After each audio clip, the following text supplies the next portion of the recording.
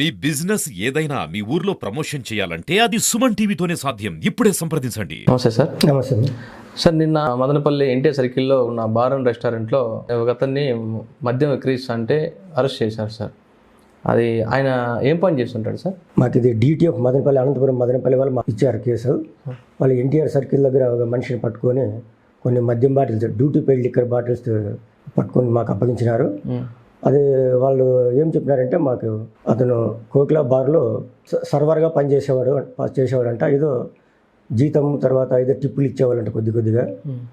ఇంకా ఆ డబ్బులు చాలక అతను ఎప్పుడైనా బాటిల్ ఒకటి 2 బాటిల్ ఎత్తి పెట్టుకొని ఇట్లా బార్ క్లోజింగ్ టైంలో తాను ఒక ఎక్కువ రేటుకి అమ్ముకొని బ్రతుకుతున్నాడని చెప్పినాడని చెప్పి రాసిచ్చారమ్మా. అంతవరకు. అయితే ఎంత మద్యం మీరు దాన్ని స్వాధీనపరుచుకున్నారు సార్? 42 బాటిల్స్. 42 అది ఇక్కడ మద్యమేనా వేరే బయట? DPL మద్యమే అది. దాని మీద వేరే ఏం లేకపోతే DPL గవర్నమెంట్ది. అయితే అతన్ని అయితే అరెస్ట్ చేశారు. అరెస్ట్ చేసి మాకు అప్పగించారు. ఆయన పైన ఏ విధంగా యాక్షన్ తీసుకోబోతున్నారు సార్? అంటే దానికి ఫర్దర్ ఇన్వెస్టిగేషన్ చేయాల. ఆ బాటిల్స్ ఎక్కడ కొన్నారు, ఏం కథ అనేది సమాచారం. మాకంతా దాంట్లో పర్టికులర్స్ అంటూ ఏం లేవు అనమాట. హీల్ నెంబర్స్ అని ఉంటాయి. హీల్ నెంబర్స్ అని ఏం లేవు, తీసేసారు అనమాట. ఫర్దర్ ఇన్వెస్టిగేషన్ చేయాల్సి ఉంటుంది. మన గవర్నమెంట్ లిక్కరే, డ్యూటీ పెయిడ్ లిక్కరేను.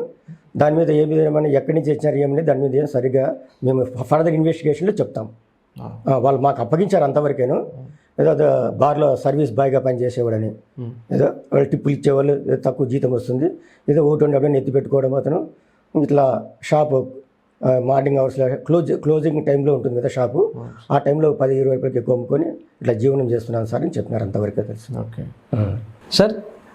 అక్రమ మద్యం అనేది చాలా జోరుగా సాగుతుంది.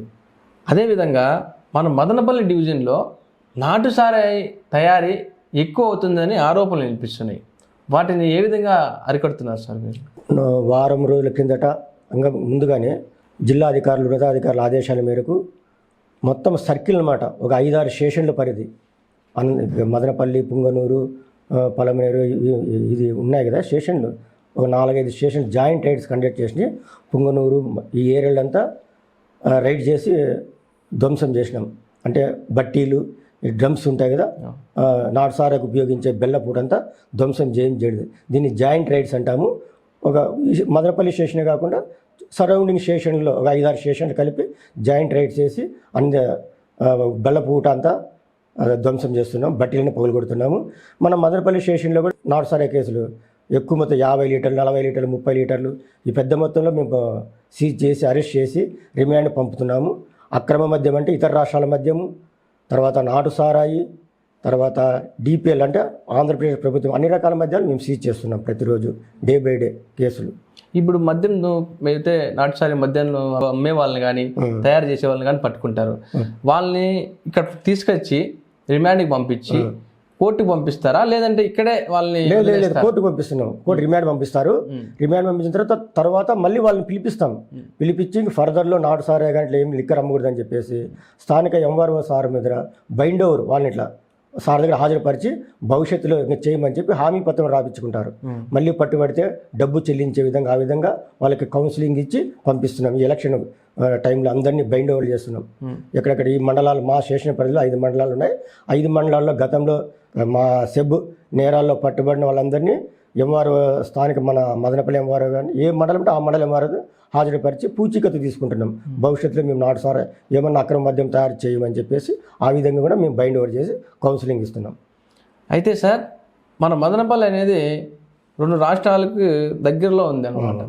అయితే ఎలక్షన్ టైం కదా సార్, బయట రాష్ట్రాల నుంచి మద్యం వచ్చే అవకాశాలు ఎక్కువగా ఉన్నాయి.